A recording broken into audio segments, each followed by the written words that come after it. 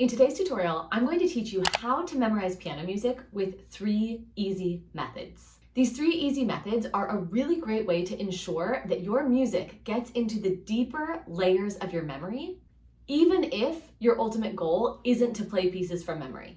Memory is essential to the piano learning process because if you want to be able to retain what you do from practice session to practice session, you have to be able to remember what you did the day before.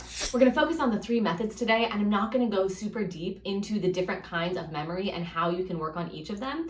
I have another tutorial for that, and I will link that at the end screen of this video. Welcome back to the channel, or if you're new here, hi, I'm Ashley from Ashley Young Music Studio, and you are about to learn some practice methods that will help you practice smarter, not harder. Let's dive in. The first method that you can use to memorize piano music is memorizing hands alone. Now this method is going to work regardless of your skill level and regardless of what piece you're working on. But for this example, we're going to look at the first loss, Opus 68, number 16 by Robert Schumann. It sounds like this.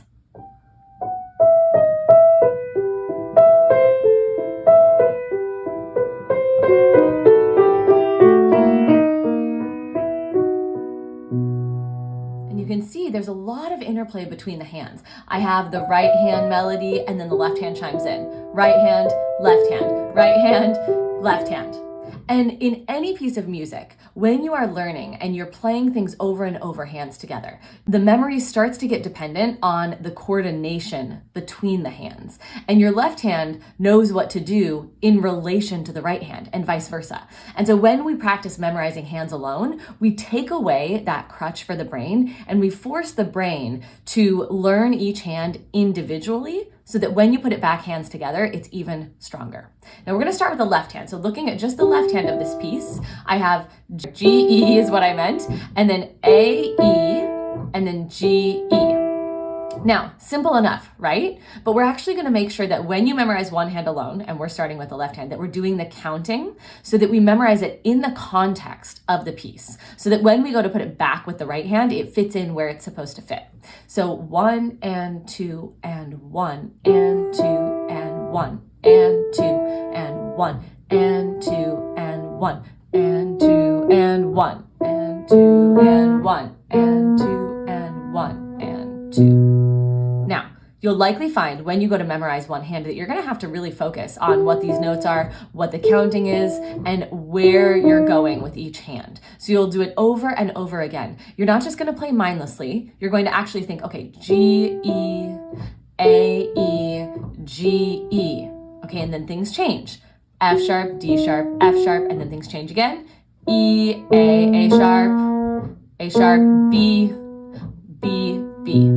And this is how I would do it. I would actually kind of narrate and see if there were any ways that I could help myself remember this left hand. And remember, I'm going to keep counting out loud. 1 and 2 and 1 and 2 and 1 and 2. Now, after so many times of playing it over and over and different ways of getting your brain to remember it, you're then going to do the same thing with the right hand.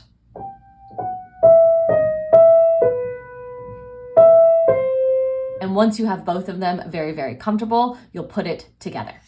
This will take some time. It's not something that's going to happen instantly, and I recommend that you do small sections, so maybe a few measures of the left hand and then a few measures of the right hand and then put them together, and then your next practice session, you can go on and do a few more measures.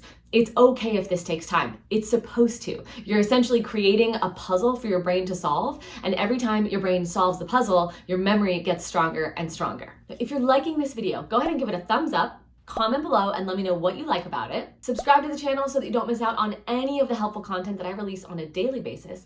And grab this link and share it with another adult piano player so that they can also master memorization on the piano. The second method that you can use to memorize piano music is saying things out loud. And I totally almost gave this one away in the last one I was describing. Now, saying things out loud works for any kind of memorization. It actually would have worked really well in the last method I was describing when I was doing hands alone memorization. You heard me kind of saying the notes out loud, and it works really well for that. But it also works really well when you are memorizing jumps or chords. And so to show you this, I'm going to be using the Nocturne in E flat major, Opus 9, number 2 by Chopin. The one that sounds like this.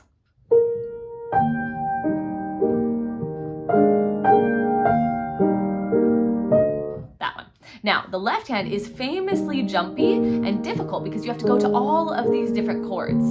And I don't know how I'm gonna remember them. Just kidding, I do know. I'm going to say them out loud and I'm gonna make myself remember them that way. Saying it out loud really makes the connection between the brain and the hand. So let's zoom in and just look at like the first 3 notes in the left hand. Okay, so I'm starting on an E flat, and then I jump to an E flat and a G, and a B flat, E flat, G. Now, this is actually a broken E flat major chord.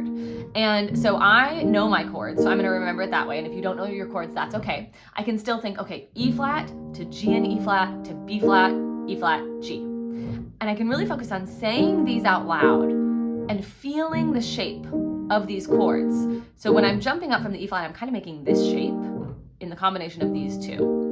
And I'm really coming up with anything that will help me remember, but also saying things out loud. So E flat, G, E flat, B flat, E flat, G.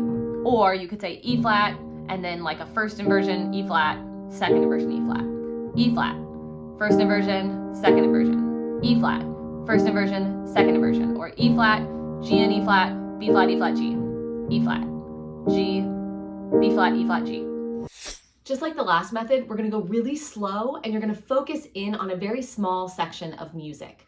And you can add note by note, or you can do it with like an entire beat or an entire measure and then just continue adding to it.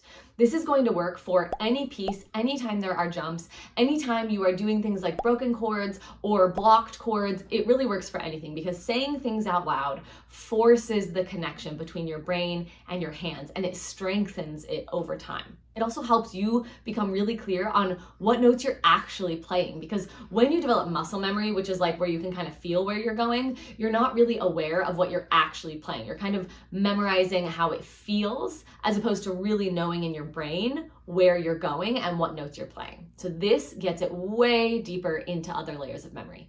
If you're liking this video, chances are you would get a lot out of my free Facebook community. There are thousands of amazing piano players in this group that come together, connect, and support each other. You can go ahead and join using the link in the description below after you finish this video. The third method that you can use to memorize piano music is actually something that I teach inside the Casual to Confident Piano Player program, and it's called memory starts. Memory starts are wonderful because not only do they strengthen your memory when you use them, they also give you a backup plan for performance. And I love, love, love memory starts. They're something that I've been doing since my college days. Let's look at the First Lost by Schumann again. I'm gonna put the music here up on the screen, and you can see that what I've done is you go through the music and find the phrases, okay? And the phrases are going to be anywhere from 4 to 8 measures long, and you want to actually number the phrases. So you can see here on the music that my first phrase is labeled with a number 1 with a circle around it. My second phrase is labeled with a number 2 with a circle around it, and so on and so forth. And you do this for the entire piece. Now, this process in and of itself is going to help you learn the piece better. It's going to help you become much more familiar with the structural integrity of the piece, which is going to help you organize it better in your brain and remember it better. But beyond that, you can use the memory starts in your practice to drill your memory. So you essentially practice starting each memory start. So I start at number 1, and then maybe after a measure I stop and I go to number 2.